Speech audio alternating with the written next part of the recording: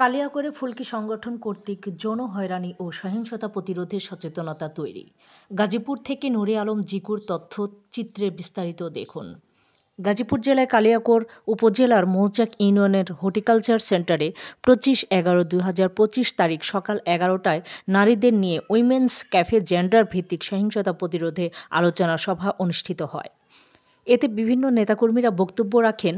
নারীরা কিভাবে জেন্ডার ভিত্তিক সহিংসতার শিকার হয় তারা আরও বলেন, যৌন হয়রানি ও সহিংসতা প্রতিরোধে সচেতনতা তৈরি করতে হবে। মৌখিক ও শারীরিক, মানসিক বা আবেগীয় সহিংসতা বন্ধ করতে হবে।